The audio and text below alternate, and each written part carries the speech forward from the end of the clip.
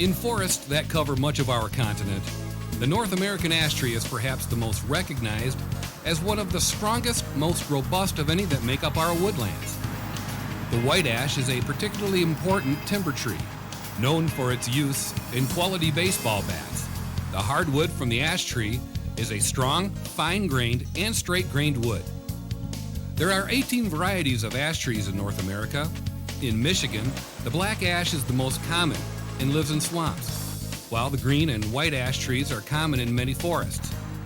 The ash, known as genus Fraxinus, can grow up to 90 feet tall. White ash trees are common in landscapes and produce fine timber. The green ash is often seen lining city streets and along riverbanks and streams. Subject of mythology around the world, the Norse believed man and woman were formed out of the ash tree. In Europe, snakes were said to be repelled by ash leaves or a circle drawn with an ash branch. The Irish believed its shadow could damage crops. And in Cheshire, folks believed ash could be used to cure warts or rickets. Here in Michigan, it was dubbed by the natives as the tree that holds up the heavens. Out of some 200 billion trees residing within the Michigan state boundaries, over 700 million are of the ash variety. This accounts for all species of ash, including ornamental ash trees, and those that line our streets and provide shade in our yards. If you look around, you'll notice dead trees in just about any location in southeast Michigan, and here's why. Agrylus planopennis, recently named the emerald ash borer, or EAB for short, is a metallic wood-boring beetle that is native to Asia and apparently traveled in cargo that ended up here in what is known as Ground Zero, the Westland, Canton, Michigan area. It wasn't until the summer of 2002 that it was identified as the murderer of tens of thousands of ash trees. It is estimated that this pest entered Michigan around the mid-90s. Nobody really knows when EAB arrived, but it is a question researchers are addressing. People not familiar with the emerald ash borer can unwittingly transfer restricted articles like small ash trees or infested ash firewood to anywhere in North America. This can produce dire consequences for every ash tree on the continent, as the beetle can take a ride in or on firewood and nursery-grown ash and start a whole new infestation. A quarantine area was established and is currently made up of 20 counties in southeastern Michigan and could grow. Transporting any firewood and ash trees out of the quarantine area is illegal and can incur fines of up to $100 per incident. That means the fine covers individual pieces of ash firewood. One pickup truck full of ash firewood could cost a violator thousands. Under certain circumstances, violators could go to jail. It is very important that news of this restriction is spread. It's extremely important that everyone understand the immense and devastating nature of this insect. This is not Dutch elm disease. This is an instinctual insect that has the inherent desire to live, to grow, to expand its population, and it will do what it needs to achieve that end. Don't move firewood. That's our message. I mean, you can't be any more plain about it. Unfortunately, the biggest spread of that insect is our artificial movement of it around the state. Public awareness still isn't where it belongs to be. I've seen truckloads or pickup trucks full of ash wood as far north as Mount Pleasant. The civilian population needs to understand that if this insect is not stopped, controlled, managed, that we stand to lose 700 million trees. Their contribution to that management, that control, is simply by not moving firewood. They must stop moving firewood. We, as residents of the state of Michigan, must be diligent by reporting firewood restriction violators. And if you have an ash tree cut down and live in the quarantine area, you may want to use it as firewood at home. When storing this wood, it is recommended that you place a tarp tightly over the pile to contain any emerald ash borer beetles. Hundreds, perhaps thousands of miles away from the quarantine area, ash trees could die as a result of firewood and ash trees being transported. Roscommon County is a prime example of the emerald ash borer spreading through the transportation of affected firewood from the quarantine area. Fortunately, in the case of the Roscommon County infestation, The beetle is only present in a small area. Well, here in St. Helen, we had the kind of point of origin. We came upon a person had called us. They were from downstate and actually thought that they saw symptoms of emerald ash borer up here. And we came, Michigan Department of Agriculture came to check it out, and after submitting samples confirmed that it was emerald ash borer, and began then our typical survey methods to find out how far it had spread. What we're trying to do is an eradication in this area. We don't know of anywhere else in Roscommon County except for the St. Helen area. The site itself covers about 3 square miles or so, and within that we are trying to cut out trees that we know are infested, and then as well as trees that are likely infested because of the life cycle of the bug and how it works. We need to get rid of all of those that they may be in that we don't know that they're currently in. Up until the summer of 2002, the Michigan Department of Agriculture and arborists alike were puzzled at the sudden death of ash trees in the Westland Canton area. A select few attributed the dead ash to what is known as ash yellows, a disease caused by a microorganism. Another suspect was ash decline, which is a natural phenomenon and a common problem with ash trees throughout the north central and northeastern United States. Michigan State University forest entomologist Dr. Deb McCullough and Dr. Dave Roberts, specialist and plant pathologist from MSU's Extension Services, were called in to see what they could make of the abnormal decline of ash trees, which had by that time spread into other areas. Dr. Roberts determined that 10% of the ash problem was in fact ash yellows. Roberts found some common pests like red-headed ash borer, but determined that wasn't the culprit. One of the other insects, which left a small D-shaped emergence hole, was identified as two-line chestnut borer, which was actually a misidentification by a number of different scientists and so forth. So my number 2 step was to actually rear out the adult of the insect to make sure it was a two-line chestnut borer, nothing else. And so I did that in April, May, and June of 2002. And lo and behold, no one had ever seen this insect before. And so basically the rest is history, but without that step in there to rear out the adult of this insect, and if other people had done it sooner, we might have been able to stop this insect before it got very widespread. Very early on, this would have been June of 2002, we got a call. Dr. Roberts, as well as some other people in the Detroit area, had seen some green beetles that seemed to be associated with these dying ash trees. I went over, one of the people from the Department of Natural Resources came with us. We looked at the trees, we looked at the beetles. We've all had a lot of experience with forest insects, and we knew that this was something we hadn't seen before and had the potential to be a real big issue. When you think you have an exotic pest, especially something that appeared to be this important, there's actually a pathway to get these things identified officially. And the beetles that came to Michigan State University then went to our designated identifier, a guy named Howard Russell. Howard sent the beetles to APHIS, the Animal and Plant Health Inspection Service. That's a federal agency. They sent them to the Smithsonian Institute in Washington, D.C.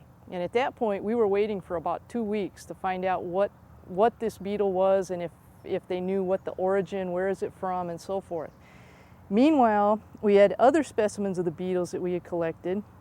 They went to a guy at Oregon State who happens to be a specialist in this family of beetles. A guy named Rick Westcott is his name. Probably the most authoritative guy in the country in terms of this group of beetles. So he was looking at them. There's a guy at Michigan Tech named Andrew Storer, who's also a forest entomologist. He's from England. He sent some beetles to the London Museum of Natural History. We're trying our best to get these things identified, and they all ended up being funneled to a guy in Bratislava named Ido Jendek, Jendek.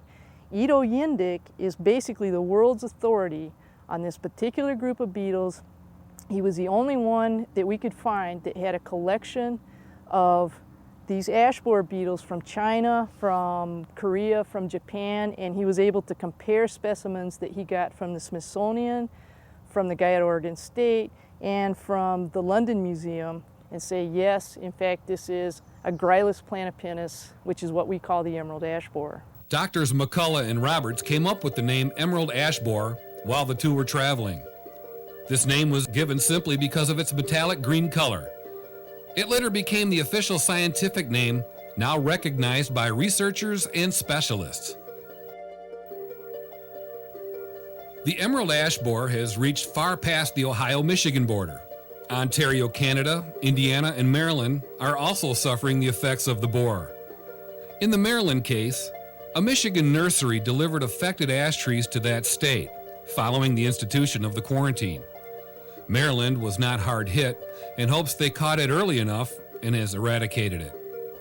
Currently, the research community can only guess how far the emerald ash borer spreads naturally every year. The researchers working on EAB know the beetles are good flyers, but data collected in 2003 and 2004 suggests that the beetles travel a quarter mile and up to 1/2 mile per year. Other factors must be considered. Wind, transfer of infested ash products from one place to another, and the insect hitching a ride on vehicles or cargo can aid in the distance the emerald ash borer can travel annually. Some arborists believe they naturally travel much farther. Again, because this is a new problem, it will take time to really understand the rate of travel. In the long term, Dr. Roberts feels the emerald ash borer is here to stay. And it's my firm belief the insect is not going to go away. There's plenty of ash seed that will germinate and develop new trees. Even those trees that die throw up new suckers and will keep the insect alive here for long after we're gone. After the emerald ash borer was identified, many questions had to be answered. Where did it come from? How fast does it spread? How can it be contained? Since the summer of 2002, federal, state, and local governmental entities have been working 24/7 to determine these basic questions, among others.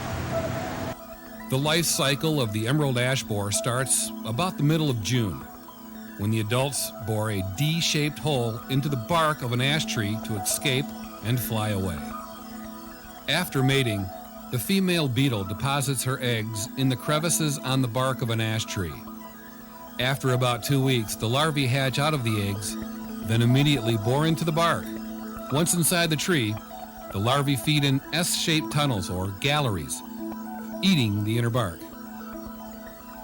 The cells in the inner bark, or cambium, transport water and nutrients between the roots and leaves of the tree. It is the tree's vascular system.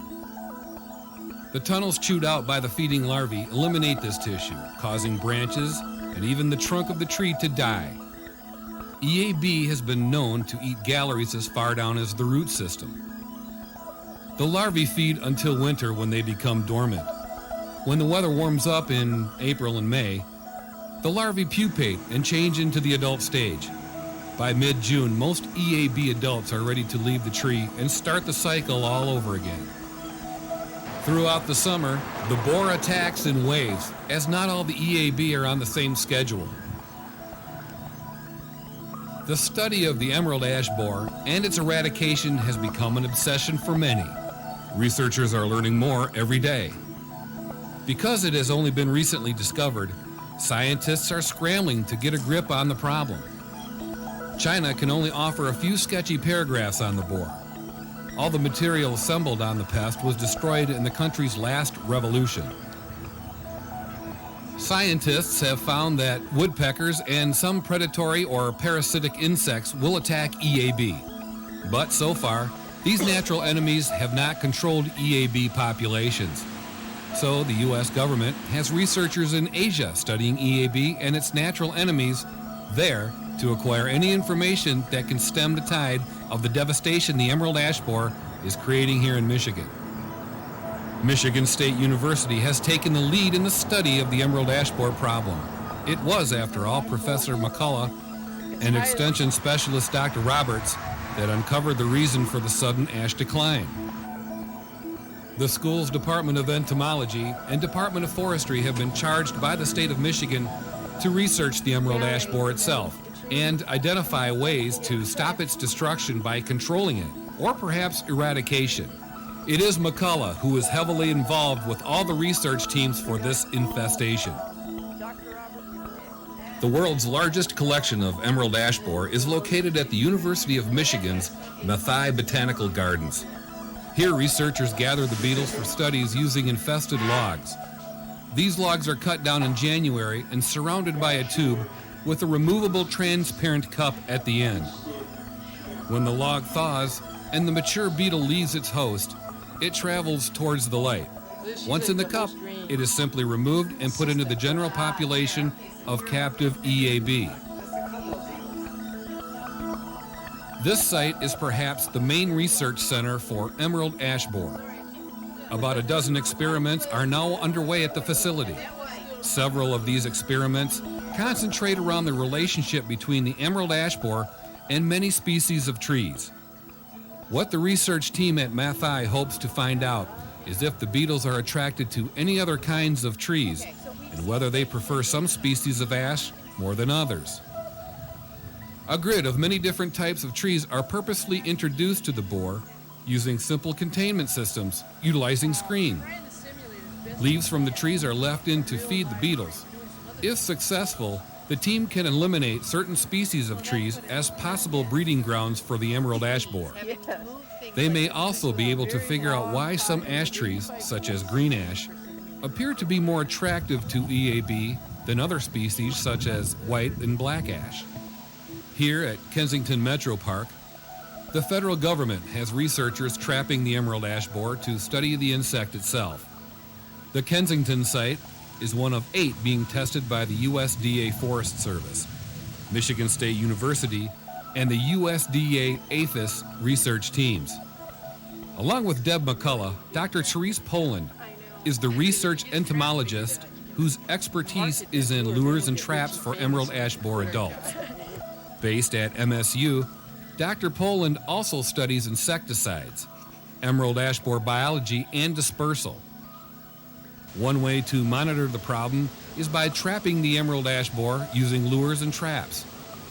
They could also be used to identify the edge of a known EAB population or even to evaluate whether an eradication project of an outlying EAB infestation in western Michigan, Ohio, or Indiana has been successful. Some of these traps are the older style funnel type, but most of these traps are coated with a substance called tanglefoot. It acts just like flypaper. When the beetle spreads its wings, the underside of the wings are purple, so they are testing the color purple to see if it aids in attracting the beetle during its peak flight. A trap or trap tree can attract as much as 100 beetles in a week. The luring of the emerald ash borer is the key, and it is the scented lures that are the main focus of this research. What we're actually testing there is looking for traps and attractants. And so in the lab we've discovered some compounds from ash trees that are attractive to the beetle, and we've put them in different types of traps to see which ones are the most attractive and capture the most beetles. What we did was we collected extracts from ash leaves and we aerated them and concentrated the volatiles and sorbent material and extracted it. Then we analyzed it using standard chemical analysis techniques to find out what the components are in those ash extracts. And we also analyzed it with antennograms, so there's an electrode in the beetle's antenna, which is what they smell with. And so we can see which compounds the beetle's actually detecting and smelling with its antenna. And then we can purchase those synthetic compounds from chemical companies and test them in the lab. The traps are used more as a detection or monitoring tool, rather than an eradication method. However, they may be able to aid as a diversion to attract the bug to certain areas while protecting others. Entomologists from Vermont and Maine joined McCullough and Poland one day to find out what to look for, as the emerald ash borer has the potential to infest their states. The data the MSU teams are collecting now will be vital for preservation of ash trees in North America. On the campus of St. Joseph Mercy Hospital in Ann Arbor, another research area is dedicated to attracting the beetles using stressed ash trees. By stressing the ash in different ways, The MSU team can analyze the chemical compounds produced in the leaves to see if, in fact, one type of stress attracts the emerald ash borer more than others. So at this site we have trees that were girdled in the same way as last year, a wound that is stressing the tree. We have trees where we've put a vertical wound on the tree. The tree still has intact phloem around basically 3/4 of its circumference, so it's not very stressed, but there is a large wound on it. And then we have trees that we treated with a herbicide called Garlon. You spray it on the bark of the tree and it's absorbed, and it stresses the tree, it's killing the tree, but there's no wound. And so we can isolate the effects of the wound versus the stress to see what it is these beetles are zeroing in on and are attracted to. And we're going to collect volatiles from these trees, from the leaves, and see what are the stress compounds they're producing that could be attracting these beetles. And we can incorporate those into traps and things as well. Researchers like McCullough in Poland are designing experiments that are limited by funding, manpower, and logistics. But that may change. In early September of 2004, the USDA awarded $400,000 in grants to Michigan State for across-the-board research. The emerald ash borer has become a major research challenge because of its only recent discovery. Starting from scratch is difficult. Only time and patience will complete the puzzle for understanding and solving the emerald ash borer problem. It might not be as easy like a magic bullet to be able to actually eradicate it or contain it, but every day we're learning a little bit more about how far it can spread, what it might be attractive to, and what treatments can work. Are there any natural enemies? We're finding woodpeckers are preying on them. We're looking for other natural enemies, parasites and pathogens, attractants, and just trying to keep the big picture so you can put it all together and integrate it and deal with it the best you can. To tell if you may have EAB in your ash trees, look for dead branches in the canopy. Also, look for D-shaped holes. These are the exit holes from the new adult beetles. Woodpecker activity will also be an indication of infestation. Woodpeckers love emerald ash borer larvae, and a tree full of EAB can attract the hungry woodpeckers as they are natural predators of the borer. Late summer leaf falls are a good indication the tree is gone and will need to be removed. Growths, called suckers, may start appearing, which usually means it's too late to save the tree. The shoots happen as a result of the insect feeding on the tissue that carries sugars and carbohydrates to the root system. Once that tissue is destroyed or blocked, the energy that is produced by those sugars and carbohydrates has to go somewhere. As a result, you get the epicormic or suckering growth in the main crotches of the tree. And this is manifested by larger than normal leaf size, stronger, deeper green color, shoots appearing, branches appearing where they should not appear. And that's simply a result of the destruction of that particular section of the vascular tissue. But whom do you call if you're not sure whether your ash trees have an emerald ash borer problem? Or you know you have a problem and you need to determine your next move. The Michigan Green Industry Association, a nonprofit professional trade association, is the first organization of its kind to address the EAB problem for landowners who have ash trees. The membership of the MGIA is made up of area arborists. As scientists work to get a handle on the problem, these men and women are on the front line of defense against this destructive pest. Since little is known about the emerald ash borer and how to deal with it, the Michigan Department of Agriculture could not endorse anything but cutting down ash trees in eradication sites. The public was told nothing was proven to guard against EAB. However, for years, members of the MGIA have had great success with treatments. Initially, the Department of Agriculture was suggesting that eradication was the only way in which to take care of the emerald ash borer. Since meeting with our association and industry people, they have changed the message and are indicating now that there are treatments available to control the emerald ash borer. Arborists are banking on the insecticides Imidacloprid, Bidrin, and Onyx. All three are major components of an arborist's arsenal. Imidacloprid, which comes in different strengths, has achieved excellent results in the Michigan quarantine area. It is not always effective, but a tree has a better rate of survival with any insecticide treatment. Imidacloprid is great for small, young larvae, but has a tough time with the larger EAB larvae. Dr. McCullough reported in October of 2004 that in one study, insecticide treatments are 80 to 95% effective in killing EAB, but are too impractical to be used in forests because of the expense per tree. But she cautions, effectiveness of insecticides will vary on a wide array of factors. By the summer of 2004, 6 to 10 million ash trees were dead. But in hard-hit Troy, Michigan, Wayne White, an arborist with Great Oaks Maintenance and Horticultural Service, has saved almost all the ash trees at the Somerset collection. And for the last 2 years, what we've heard through the media is that there's no insecticide or no method of treatment that actually works, and that's been untrue right from the very beginning. What's been true is that there was nothing proven effective, and that proof is now in. So from the very beginning, we started treatments immediately, and one of the places we were treating was Somerset Mall here in Troy, right from the very beginning in August of 2002, and have continued treatments each year since then. And it's kind of testimonial to the fact that it works, that most all of the trees here are still alive.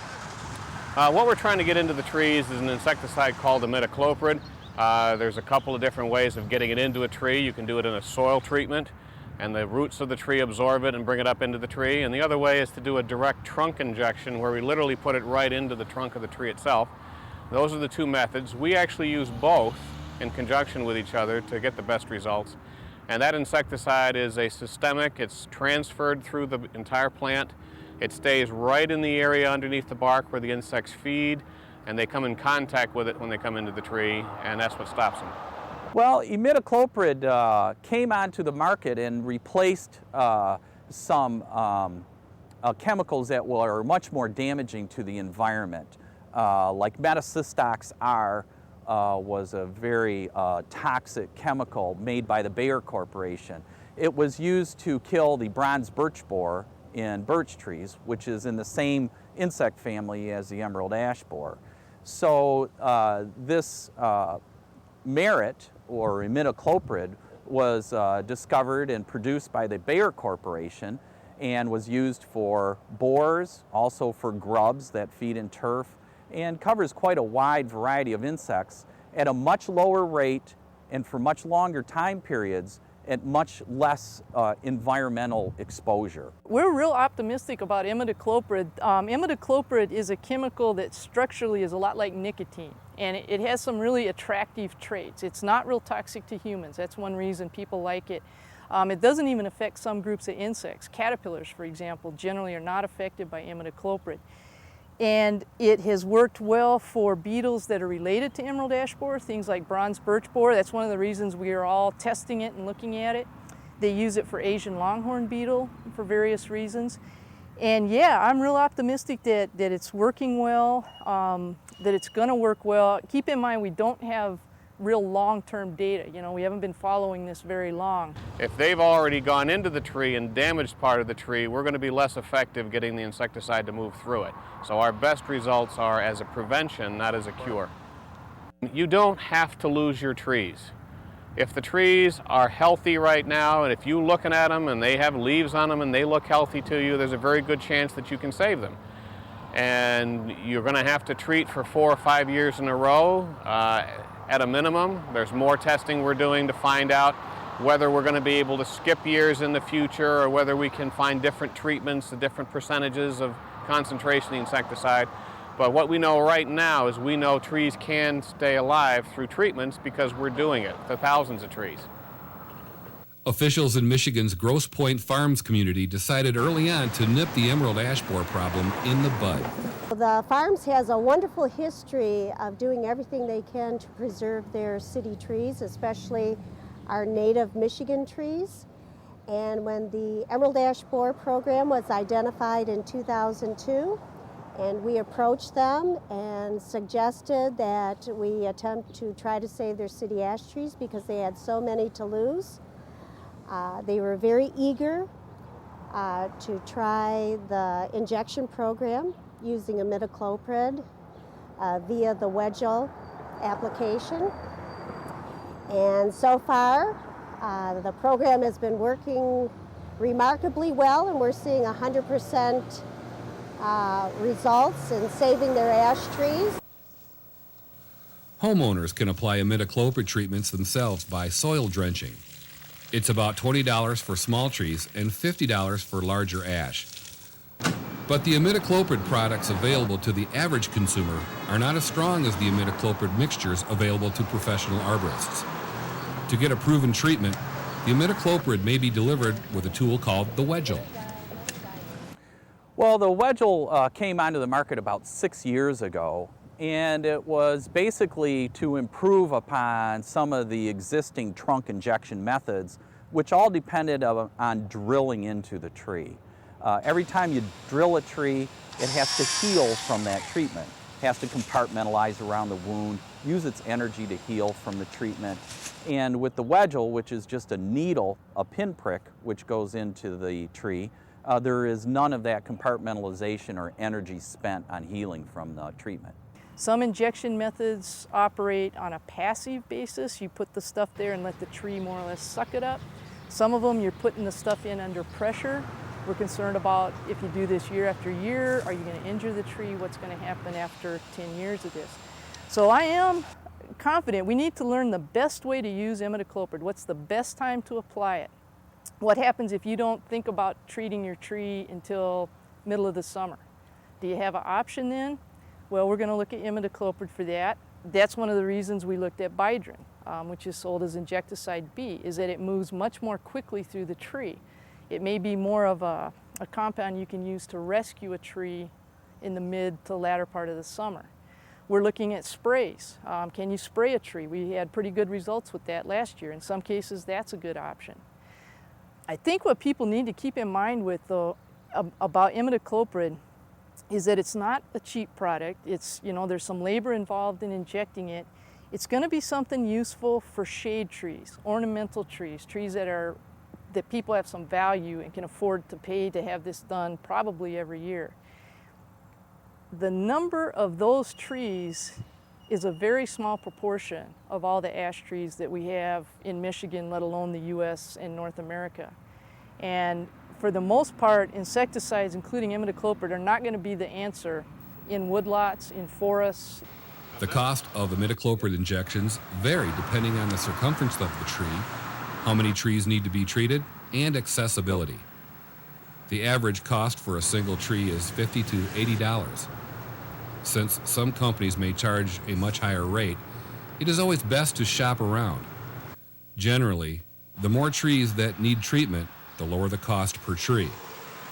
Imidacloprid is great for ornamental and shade trees, but as stated before, it is not practical for woodlands. It would be impossible to inject every ash tree in North America.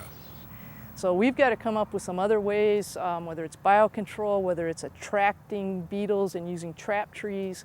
We've got to come up with some other stuff. Bidrin is another effective insecticide that kills emerald ash borer larvae. Usually used when a tree is 20 to 30% deteriorated, Bidrin rids the tree of EAB fast. Bidrin works quickly, in about 30 minutes.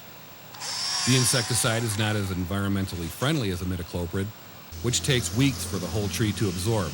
However, Bidrin kills both large and small EAB larvae. Using a method called Moget, arborists can inject a tree with Bidrin and must wait for the tree to absorb it before unplugging the injection holes due to its toxicity. The holes left by the process heal quickly. Well, in essence, the wedgel system is less injurious to the tree, but the Moget process does not exponentially increase that damage. In other words, the level of damage that a 7/64 drill bit does over the needle of a wedgel is not that great a difference. The tree still has the ability to compartmentalize that wound, and in the 16 years that I've been using Moget, I have not seen any long-term injury as a result of using the Moget system. I have returned to trees the following year that I injected the previous year, and the wounds had compartmentalized and healed well.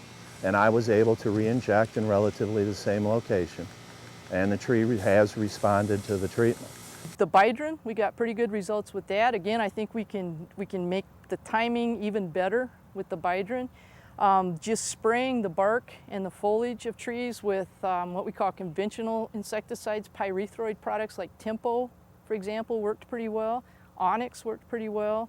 Another material, 7, it's a carbamate insecticide. What we're trying to figure out there this summer is with those kinds of products, do you have to spray the tree twice in the summer, or can you just spray it once?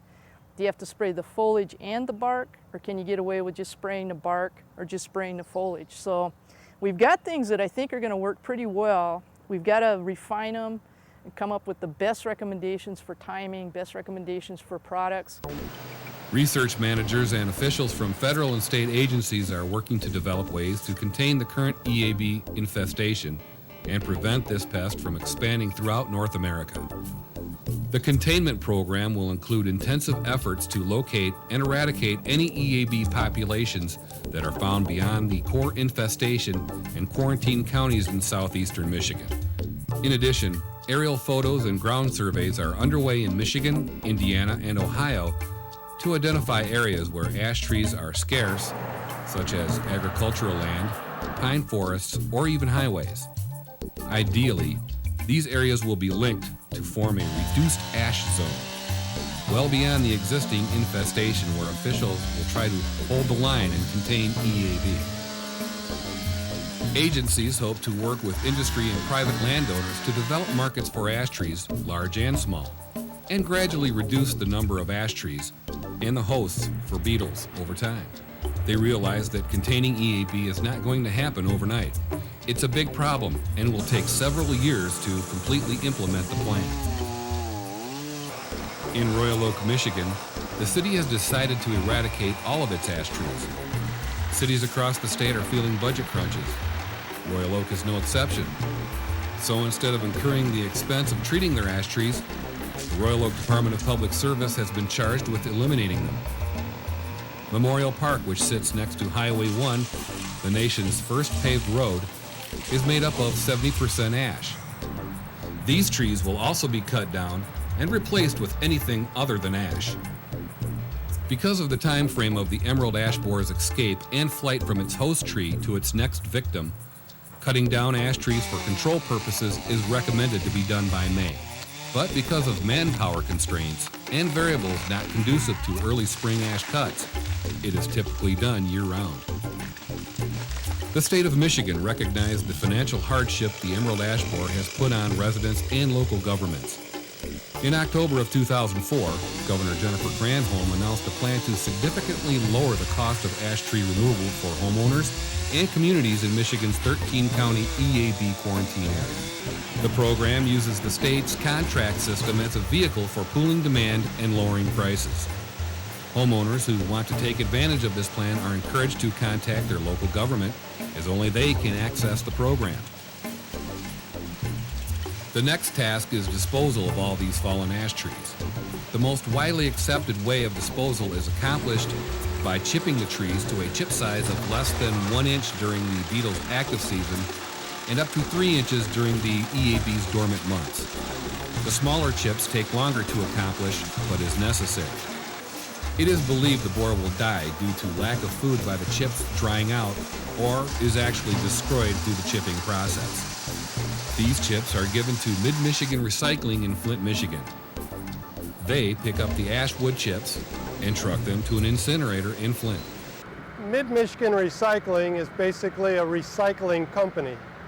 And what we look to do is take all different aspects of wood, including the emerald ash borer, and then we try and find the highest value use for it. And some of it will go to mulch, some of it will go to logs for lumber, some of it will go to waste wood pallets and animal bedding, and then the bulk of it that has no good home or higher value home, we will bring to the Genesee Power Station, which is basically a cogeneration plant that produces electricity and steam. And with that, we will make electricity that we sell to Consumers Energy, who sells to the state of Michigan. In doing its part to use the cut ash to their fullest potential, Mid-Michigan Recycling makes the burning of ash trees for creating electricity the solution of last resort. The result is effective elimination of EAB and electricity produced by the incineration of the chips. Burning is, pardon the pun, a surefire way to destroy the borer within the bark. State and local agencies do not have to pay for the disposal of the downed ash. It's a win-win situation. Some ash chips are hauled to the Riverview landfill, and many logs are taken by an Ohio-based mill to make dowels, which are made into tool handles. Enter Last Chance Logs to Lumber. This company is a mobile milling operation founded by Chris Last. They are one of the few that offer an innovative, cost-efficient, and environmentally friendly solution to tree removal. Once the emerald ash borer epidemic was confirmed and removal was imminent, Last sought an alternative to the complete destruction of the ash tree. Concerned about the expense of grinding, the impact it has on landfills, and the loss of a natural resource, Chris asked himself, why are we grinding this stuff up? This is ridiculous. This is a natural resource. What I ran into was a lot of people going, well, this is how we've always done it. You know, we got to cut them down, we grind them up, we get it the hell out of here because this is what we got to do. No, it's not. I always wanted to be the devil's advocate in that instance. So what I did was, once it was confirmed that the emerald ash borer was a problem, this is an epidemic, I approached the Michigan Department of Natural Resources and I asked them, is this the only way this can be dealt with? Isn't there other alternatives? He said, what are you talking about? I said, why don't we cut this into lumber? Why don't we take these things that are coming out of parks, be it a county park, a city park, even a state park, and instead of you guys paying or incurring this cost to grind it up, why don't we cut it into a resource that you can use cheaper than what it's costing you to haul it out to get it ground up? Now you're not having to go out and outsource to get this lumber. You've got it right here. And you're recycling. We call it tree cycling. That's what we call it, tree cycling. Right now I'm looking at 22 million infected trees. And if I can knock a small percentage of that from going into a landfill so that my children's children will know what an ash tree is, or they'll even know what, hey, well, let's go for a walk in the woods, and that trail that they're walking is lined with fences and bridges and signs and tables and benches that were made from recycled material, I'm all for it. Last got the attention of state officials in Lansing, Michigan, where EAB has done much damage. They believe milling is a great alternative to dumping, chipping, and burning. Well, we'd have a lot more furniture and a lot more lumber, obviously, but it would certainly help with while we're generating some energy from the incinerators where we're putting these chips and wood into, it would definitely be more of a reuse of the wood and something, you know, very special. It would save our taxpayers with the emerald ash borer in their yards and properties a little bit of money because there'll be less to haul away. And Chris can do this, and you know, it's time for a lot of people to step up the plate, and a lot of people aren't aware of what's going on with this pest. When 4 or more logs are ready for milling, Last's company will begin operations on a customer's property. The cost for milling is often the same as or less than current removal methods, and has the added benefit of giving back a usable product to the property owner. We'll take we'll say between 15 and 18 inches is average. Typically you'll get about a 20-foot log out of that. And so you'll have a 20-foot log that's between 15 and 18 inches in diameter. Easily, I want to say 150 board feet. Now if you take that number and multiply it by, we'll even say $1.50 to go out and buy it from the store, times 150 board feet, it adds up real quick. Most of the time, on a log that size, what we'll do is we cut it in half, so there's 2 10-foot sections. You get a board that's 20 feet long and 1.5 inches thick, it's heavy, and then there's the problem with where am I going to store this. If we can keep it all symmetrical as we cut it, so they're all 10-foot boards, and it can be stacked to be air dried, we'll cut those 2 logs in about an hour and a half to 2 hours at our charge, which is going to come more, I'll tell people about $150. So now you've got $1,000 worth of wood for $150 worth of mill time. The city of Royal Oak decided to think out of the box and make milling its ash logs an option. Last Chance Logs to Lumber has contracted with Royal Oak to cut the ash logs into boards that can be used to build and replace rotted boards throughout the city. It can also be sold to anyone or donated to schools for use in woodworking classes. The tree cycling program we've done is really just taking the larger stems or trunks and turning them into a rough lumber that can be reused for furniture, fencing, or other product. The advantage to the city is that we're taking that out of the disposal pile and really reducing what's going to disposal. So we're saving a cost, the lumber's being created, and it's pretty much a break-even proposition, but the city's savings becomes on the reduced disposal cost. Portable milling allows homeowners to set cutting specifications to suit their needs. Milling can produce up to 350 board feet per hour and is stacked for transport or drying. Once the bark has been removed, the lumber is completely clear of the emerald ash borer. Because ash is a tight-grained wood that is both strong and light, it can be used for any number of applications after it has been dried. In the past, kiln drying and fumigation were required to eradicate the emerald ash borer. As this requirement has been lifted, the cost of such procedures is eliminated. Air seasoning, a natural drying process, has proven to be an effective economical alternative. The milled lumber must be stacked in a manner that maximizes surface exposure to the air. This allows each piece to dry straight without unnecessary warping, staining, or decaying. This lumber can take up to 90 days to dry. During the winter months, dry time is at least double. If wood is to be used in a heated structure, further drying by a commercial kiln is recommended for lower moisture content. More than adequate for outdoor building. As far as structurally, support-wise, people are going to argue, say, oh no, it's got to be dried, it'll collapse. I've seen one-room cabins built out of green lumber that had been cut 3 months prior to the building project, and it's still standing just fine today. Now, am I saying that everybody should run out and build houses and garages out of this? No, that's not what I'm saying. But what I am saying is this is a very perfectly usable product that instead of it being ground up and shipped away, use it. It's a natural resource. It can be used. Now that hundreds of thousands of ash trees have been removed, the Michigan Department of Agriculture, in cooperation with the Michigan Department of Natural Resources, encourages local government and homeowners to replace these trees. The state has a restoration program in place, and it's designed to assist impacted communities in restoring, protecting, and maintaining the health and diversity of their forest resource. And the state, the Michigan Department of Natural Resources, is doing this in cooperation with the U.S. Forest Service.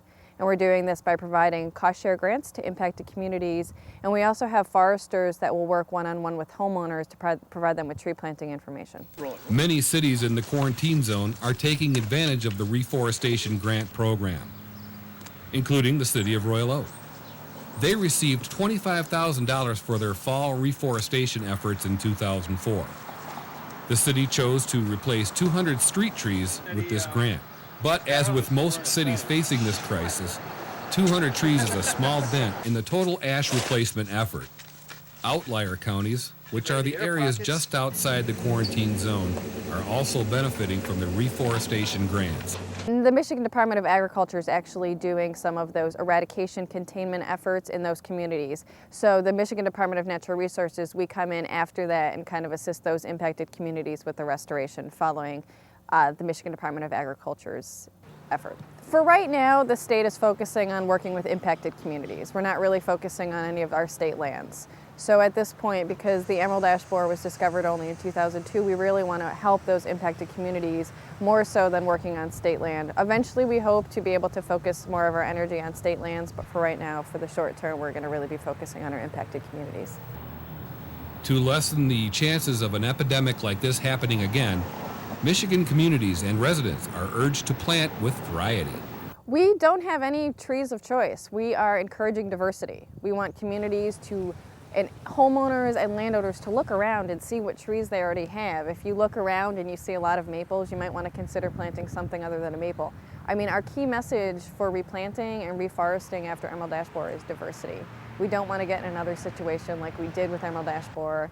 We didn't quite learn our lesson from Dutch elm disease, and we've planted a lot of ash trees because they were, at the time, pest, and disease resistant. Unfortunately, we don't have that luxury anymore, and we really want people to take into consideration that diversity is so important to the health and diversity of Michigan's forests. There's about 5 different varieties. We're trying to diversify the species a great deal. We're using hackberry, lindens, and locust trees are among the ones that we're planting to try and diversify and get away from the maples, which are really our most predominant tree that we have here in Royal Oak. The benefits of reforestation are many. They provide oxygen, they take carbon dioxide out of the air. When it rains, they kind of help to take some of that rainwater, instead of it pouring onto the ground or onto cement and running into the storm sewers, it allows the natural processes that normally go around, and the water gets to slowly percolate into the soil, which reduces the volume of water going into our rivers and streams. I think environmentally that's a big thing, because stormwater rushing in, the amount of chemicals and pollutants that are on driveways and on roads would be really surprising. So I think trees help to mitigate some of that. They help to moderate the temperature. On a hot summer day, where do you want to be? Standing in the middle of a parking lot or standing under the tree that's on the side of the parking lot? I think we definitely can tell the difference there in terms of moderating benefits and the temperature. Social benefits, they've done research that finds that people who live in tree-lined communities are a lot more closely knit. So, I mean, those are some very good benefits to trees. The devastation in southeast lower Michigan showed itself distinctively in the fall of 2004. The emerald ash borer may run out of its food source in the area soon. Still, eradication may be impossible. However, the likelihood of the beetle traveling to a fresh supply of ash trees is great. Only the moving of ash firewood out of this quarantine area will guarantee it. All of the officials interviewed for this program stressed that, at this point in time, the firewood restriction was the main message they wanted Michigan residents to know and talk about. And we have the nursery industry. We're working very tightly with them, so that's great. So we're not moving nursery stock, but firewood, it's our biggest spreader of emerald ash borer. So we need to keep people from taking firewood from the quarantine counties, from those outlier sites that have been quarantined, and bringing them up north. Firewood's still being taken out of this area until you can actually control ash and the emerald ash borer from moving out of the area. We're never going to have a good handle on it. And that's what needs to be done, first and foremost. The most recent survey was over 54% of Michigan residents don't know what the emerald ash borer even is. That other remaining percent can be split easily by people that know what it is but really don't understand what the quarantine policy is. And then there's definitely a percentage there of people that just don't care. And they don't understand, when we say eradication, we're talking about a species of trees that will no longer be here. Your baseball bats and your pool cues are made out of ash. You need to consider all these things. This insect can survive on wood as small as an inch. How many larvae could survive in a fireplace-sized cut of firewood? You take 10 of those sticks, you could have easily 50 larvae. Outbreaks have occurred outside the quarantine. It is suspected that some of them, if not all, are a result of the movement of firewood. Outbreaks have occurred in Ohio and Indiana. We believe that there's a good possibility that firewood may have been caused there. The movement of firewood needs to be stopped. If the civilian population does nothing else, they need to stop taking firewood outside this quarantined area. Otherwise, the lifespan or the history of ashes will cease to exist. As the local scientific community searches for answers and arborists combat EAB with the arsenal they have, It is important that we all help by talking about the EAB problem. We must help in this struggle by either treating our ash trees or cutting them down, and either burn, chip, or mill this wood within the quarantine area. Landowners and municipalities outside the quarantine area must be vigilant by watching for signs of emerald ash borer and report any trees that are suspect. Together, as a team, we can stop the spread of emerald ash borer destruction by educating ourselves and spreading this knowledge to others so future generations can enjoy the beauty and benefits of the mighty ash tree.